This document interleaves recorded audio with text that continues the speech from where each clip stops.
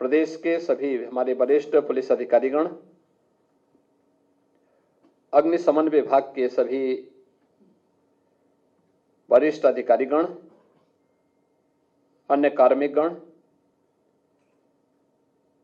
प्रदेश के अलग अलग जनपदों में आज के इस लोकार्पण और शिलान्यास कार्यक्रम के साथ जुड़े हुए मंत्रिमंडल के मेरे सभी सहयोगीगण, माननीय सांसद, विधायक और अन्य जनप्रतिनिधिगण और उन सभी क्षेत्रों में उपस्थित सभी बहनों और भाइयों, एक साथ 25 जनपदों के 34 अग्निशमन केंद्रों का लोकार्पण, 4 नए अग्निशमन केंद्रों का शिलान्यास और 35 नवनिर्मित फायर टेंडर का फ्लैग ऑफ के इस कार्यक्रम के लिए मैं प्रदेश के सभी उन जनप्रतिनिधियों को जिन्होंने रुचि लेकर के इन नए फायर टेंडर की स्थापना करने और आज इस कार्यक्रम के साथ जुड़े हुए हैं, उन सबको हृदय से बधाई देते हुए जनता जनार्दन को भी मैं बधाई देता हूं, जिनके लिए ये सभी सेवाएं बहुत उपयोगी होने वाली हैं। हम सब जानते हैं कि संकट के समय अग्निशमन सेवाओं की भूमिका कितनी महत्वपूर्ण हो जाती है। इन्हीं सबको ध्यान में रख करके 1944 में प्रदेश में अग्निशमन विभाग का गठन होता है और पिछले आपने देखा होगा कि 1947 से यानी 1944 से लेकर के 2017 तक 73 वर्षों में जितने फायर स्टेशन स्थापित हुए, 288 फायर स्टेशन कुल स्थापित हो पाए। हम लोगों ने मात्र 7 वर्ष में 71 नए फायर स्टेशन स्थापित किए। अग्निशमन से जुड़े हुए कानून में व्यापक रिफॉर्म के कार्यक्रम को आगे बढ़ाया।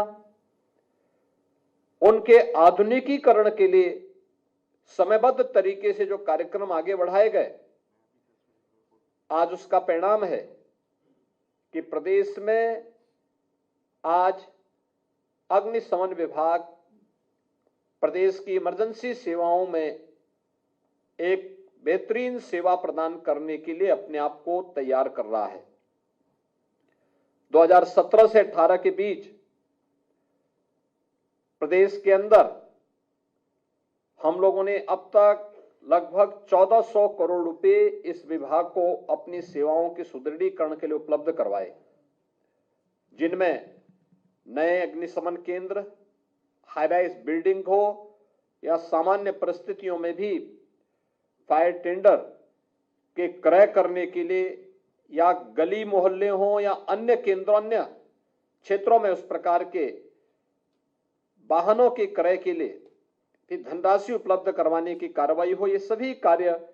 समयबद्ध तरीके से जहां आगे बढ़ाए गए, वहीं विभाग में रिक्तियों को पूरा करने के लिए फायरमैन, अग्निशमन अधिकारियों की तैनाती को भी समयबद्ध तरीके से आगे बढ़ाने का कार्य किया गया। बहुत बार शिकायत होती थी इन चीजों को लेकर के, वह उद्यमी भी शिकायत करता था और भी अन्य लोग जो प्रदेश के अंदर निवेश करने के इच्छुक थे, उनके द्वारा एनओसी को लेकर के अक्सर ये बातें की जाती थी। हमने उसको डीम्ड किया, एनओसी की प्रक्रिया को सरलीकरण करने का कार्य किया। आज उसके बेहतर परिणाम आए। ईज ऑफ डूइंग बिजनेस में यूपी की रैंकिंग में हुआ सुधार इस दिशा में किए गए प्रयासों का परिणाम है। और आज मुझे प्रसन्नता है कि प्रदेश सरकार ने जब ये कार्यक्रम अपने आगे बढ़ाए तो आज उसका परिणाम हम सबके सामने देखने को मिल रहा है कि प्रदेश के अंदर तेजी के साथ हम अपने सभी तहसील स्तर पर एक एक फायर स्टेशन स्थापित करने की दिशा में अग्रसर हो चुके हैं। मेरा अनुमान है कि अगले कुछ ही दिनों के अंदर, कुछ ही वर्षों के अंदर उत्तर प्रदेश देश का एक ऐसा राज्य होगा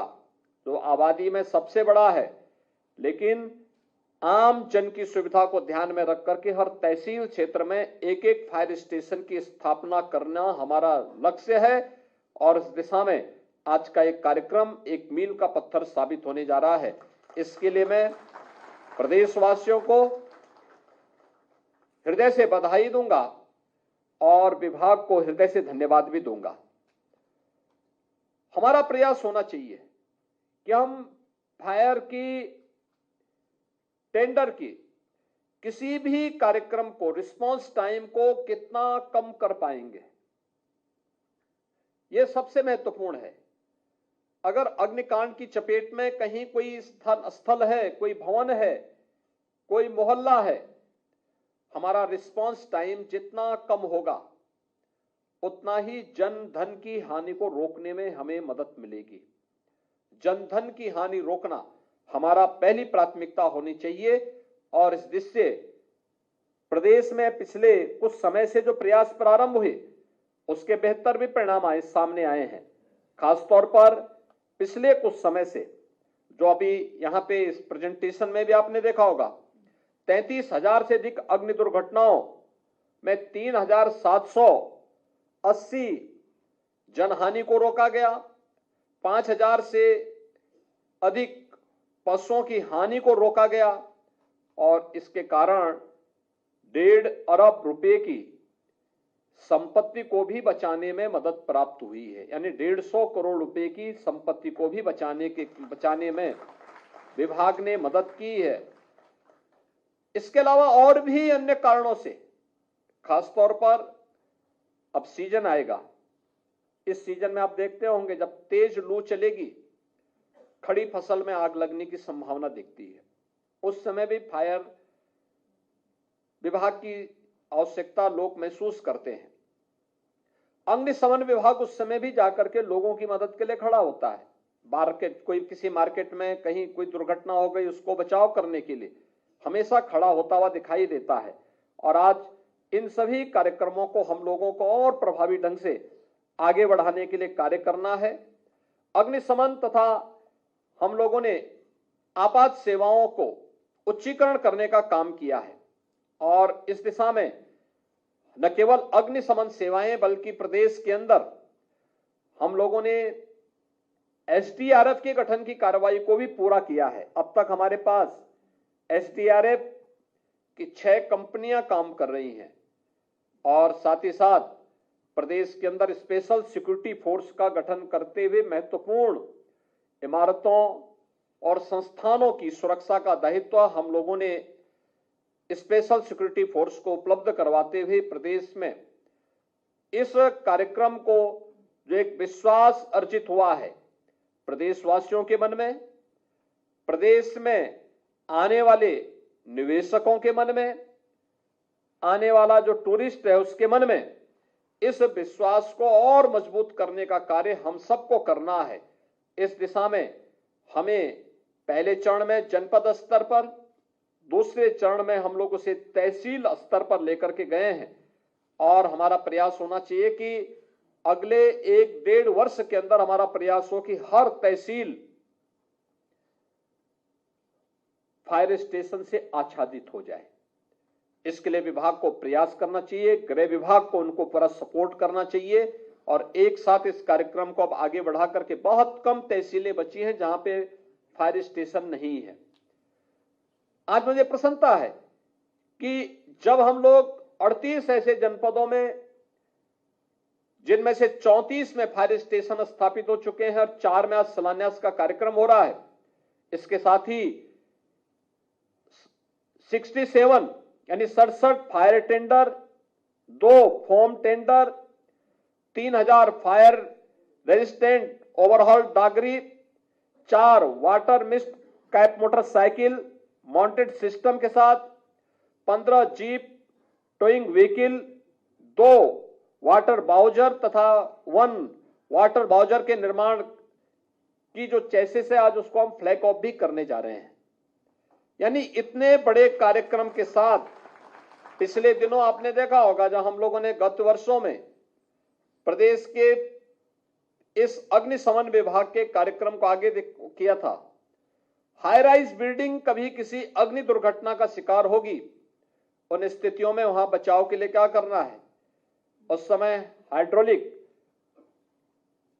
अग्निशमन वाहन हमारे पास वहां मौजूद थे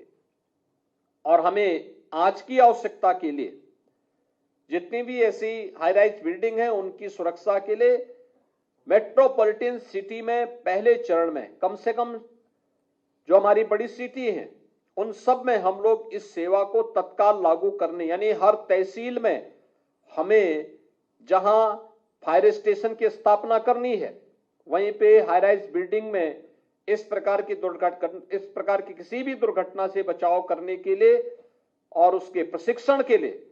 हमें fire tender, hydraulic fire tender की स्थापना करने के कार्यक्रम को भी प्राथमिकता के आधार पर आगे बढ़ाना होगा,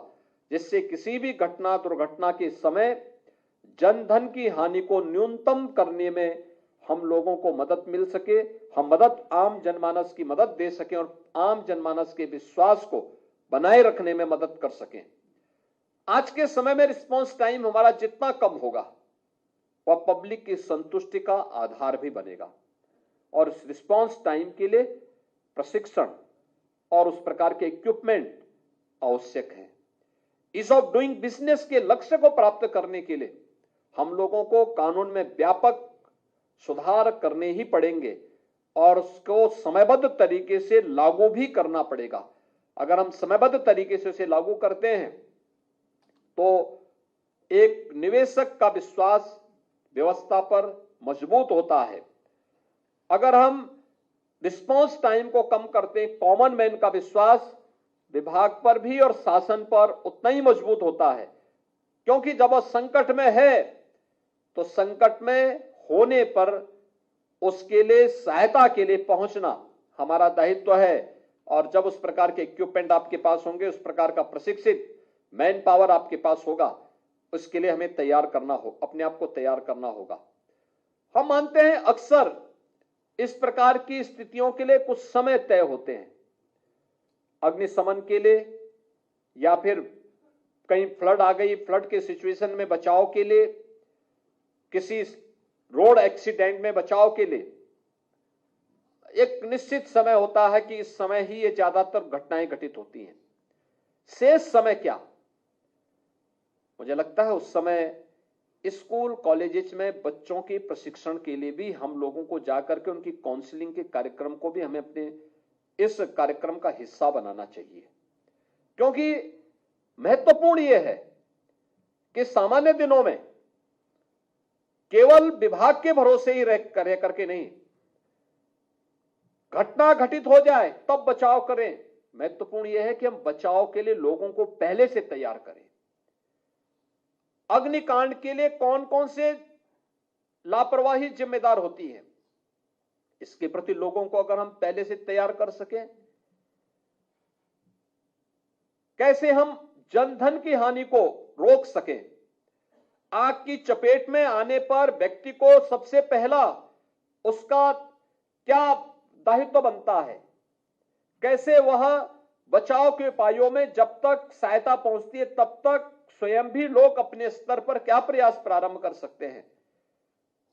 इन सभी कार्यों को लेकर के कहीं कोई हाई राइज बिल्डिंग है, आग की चपेट में लोग आ गए या वो भवन आ गया, तो उस समय लिफ्ट का उपयोग करना चाहिए कि नहीं करना चाहिए, स्टेयर उस समय खाली रहनी चाहिए कि नहीं। अक्सर होता है जब लोग लिफ्ट में जाना शुरू करते हैं तो सीढ़ियों में अक्सर लोग सामान रख करके उस पूरी तरह बंद कर देते हैं। हर घटना भी हमारे लिए एक सबक होनी चाहिए और फिर उसको नोट करते हुए हम जब परस्पर विभागीय बातें करते हैं, विभाग में कोई बात का हम आदान प्रदान करते हैं, उस समय हर जनपद को इसके लिए काउंसिल करना कि फलानी जगह दुर्घटना का कारण ये था, ये लापरवाही थी, इस लापरवाही से हमें सबक सीखना चाहिए, उसको नोट करते हुए और फिर जब हम लोग छात्रों के बीच में जाएं,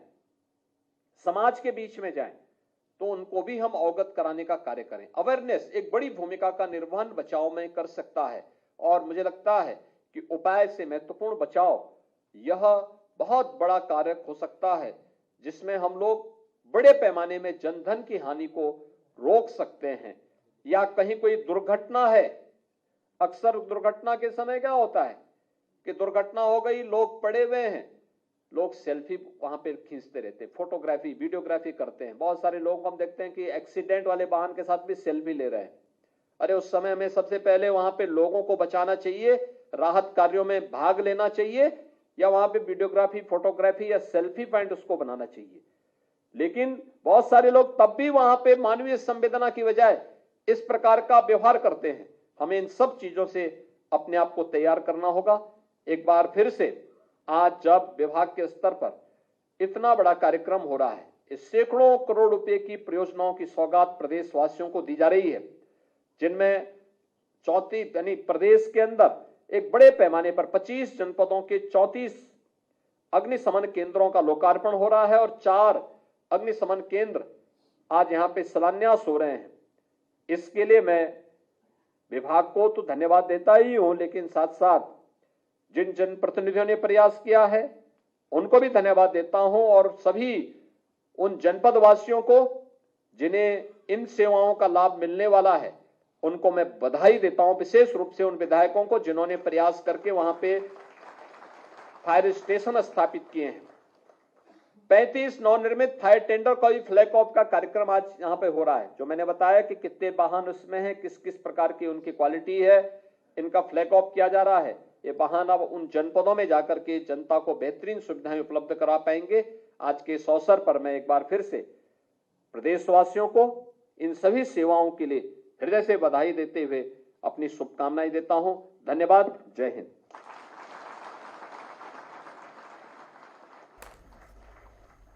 तो आप मुख्यमंत्री योगी आदित्यनाथ को सुन रहे थे और उनके द्वारा कहा गया है कि हर तहसील में एक